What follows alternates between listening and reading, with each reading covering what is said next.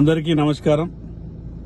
తెలంగాణ రాష్ట్రంలో పనిచేస్తున్నటువంటి 12 యూనివర్సిటీలలో కాంట్రాక్ట్ అధ్యాపకులందరినీ కూడా రెగ్యులరైజ్ చేయాలని ఈరోజు హైదరాబాద్లో చేపట్టినటువంటి మహాధర్నాకు తెలంగాణ రాష్ట్ర భారతీయ జనతా పార్టీ సంపూర్ణ మద్దతు ప్రకటిస్తున్నది. ఈరోజు సంపూర్ణ మద్దతు ప్రకటించడమే కాకుండా శాసనసభ సమావేశాల్లో భారతీయ జనతా పార్టీ తరఫున నేను శాసనసభలో కూడా మీ అంశాన్ని ప్రస్తావించిన.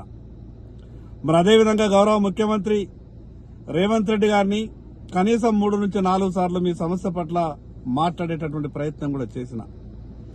ముఖ్యమంత్రి గారు సానుకూలంగా మాట్లాడేటటువంటి ప్రయత్నం చేసిండ్రు. కింది అధికారులకు కూడా నేను డైరెక్షన్ ఇచ్చినా తప్పకుండా వాళ్ళకి ఎటువంటి అన్యాయం కాకుండా చూసే బాధ్యత నాది అని అన్నాడు. కానీ ప్రభుత్వం నుంచి సరైన రీతిలో అధికారికంగా ఇప్పటివరకు ప్రకటన రాలేదు.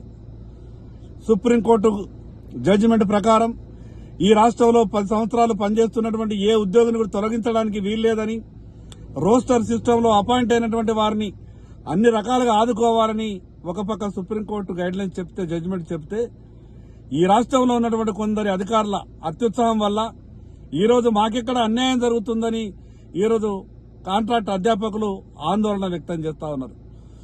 మీ న్యాయమైన కోరికలు తీర్చే వరకు భారతీయ జనతా పార్టీ సంపూర్ణంగా మద్దతు ప్రకటిస్తుంది. మరి అదేవిధంగా కేంద్ర ప్రభుత్వం కూడా అన్ని రకాలుగా మీకు కావాల్సిన సహాయ సహకారాలు అందిస్తుంది. ఇప్పటికే రాష్ట్ర భారతీయ జనతా పార్టీ అధ్యక్షులు కిషన్ రెడ్డి గారికి నేను ఫోన్ ద్వారా ఇప్పుడే మాట్లాడినా. వారంతా కూడా పాజిటివ్ గా ఉన్నారు. తప్పకుండా ఈ యొక్క కాంట్రాక్ట్ అధ్యాపకులు చేస్తున్నటువంటి మహాధర్నాకు భారతీయ జనతా పార్టీ తరఫున సంపూర్ణ మద్దతు ప్రకటిస్తున్నామని వారు కూడా తెలియజేయడం జరిగింది.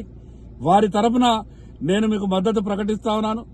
అవసరమైతే రేపు ఎల్లుండి ఈరోజు ఇప్పటికే భారతీయ జనతా పార్టీ నాయకులు ఆర్ కృష్ణయ్య గారు మీకు సంఘీభావంగా ప్రకటించడానికి అక్కడికి వచ్చారు. మిగతా నాయకులు కూడా సంఘీభావం ప్రకటించడానికి అక్కడికి వస్తారు.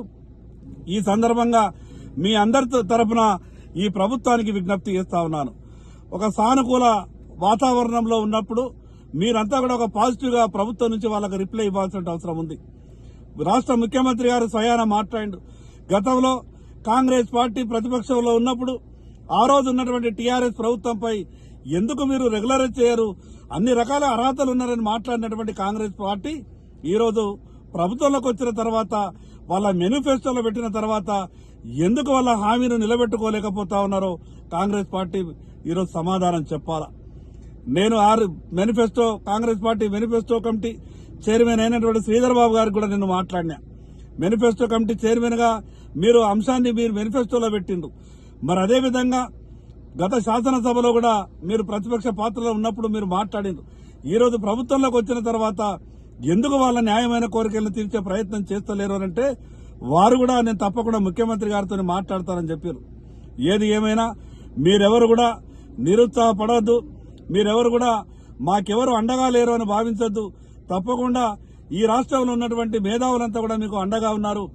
మీకు ఉన్నటువంటి పూర్తిగా మీ ఎఫర్ట్ అంతా కూడా ఇప్పుడు యూనివర్సిటీల కొరకు పెట్టింది కాబట్టి తప్పకుండా మీకు రెగ్యులరైజ్ చేసే వరకు మీ న్యాయమైన కోరికలు తీర్చే వరకు భారతీయ జనతా పార్టీ సంపూర్ణ మద్దతు ప్రకటిస్తుందని ఈ సందర్భంగా తెలియజేస్తా ఉన్నాం.